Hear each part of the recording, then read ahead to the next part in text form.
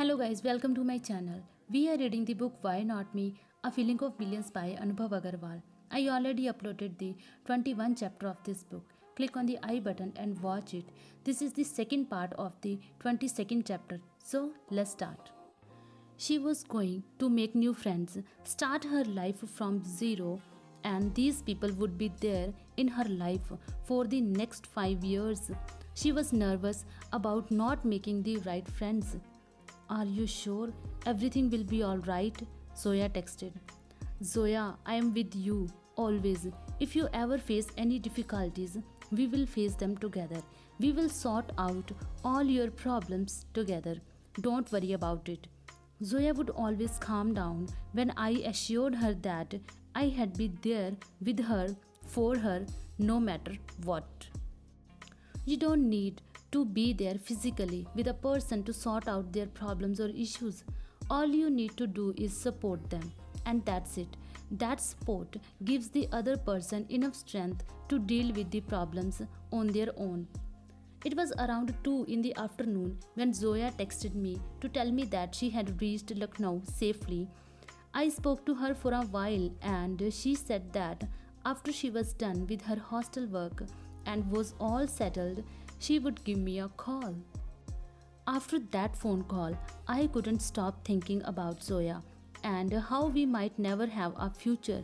When Zoya was there nearby, things were different and I never thought about these things. But now that she had moved away and I felt so lonely, these thoughts kept entering my mind. I tried to control them, but it wasn't possible. These thoughts were so disturbing that I didn't know what to do about them. I wanted to talk to someone about this, but I hardly spoke to my friends to share such things. Usually, I didn't speak to people about all this because I knew what they would say to me. You should have thought about all this before.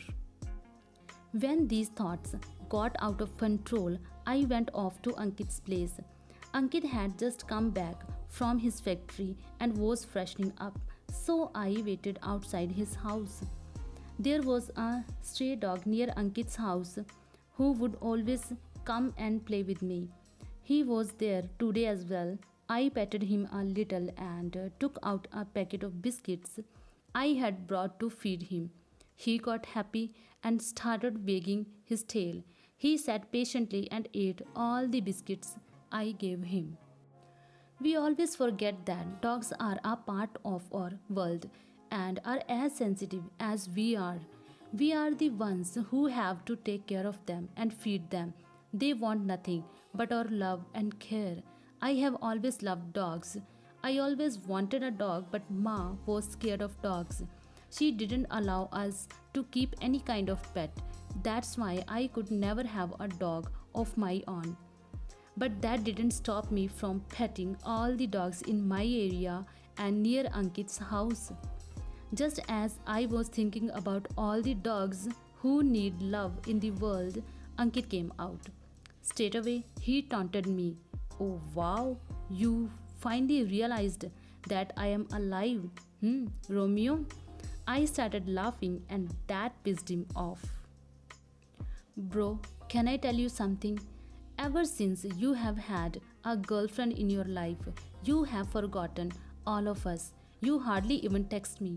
Forgot about talking and meeting, Ankit said, expressing his feelings. What? This is unreasonable.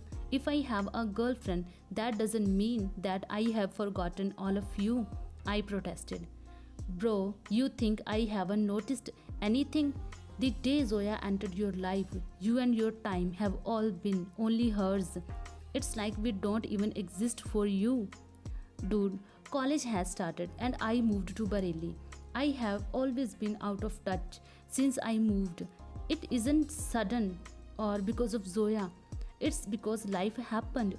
I tried reasoning with him.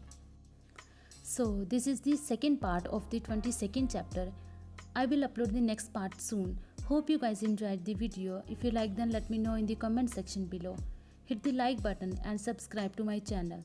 I'll see you in the next video. Till then, goodbye.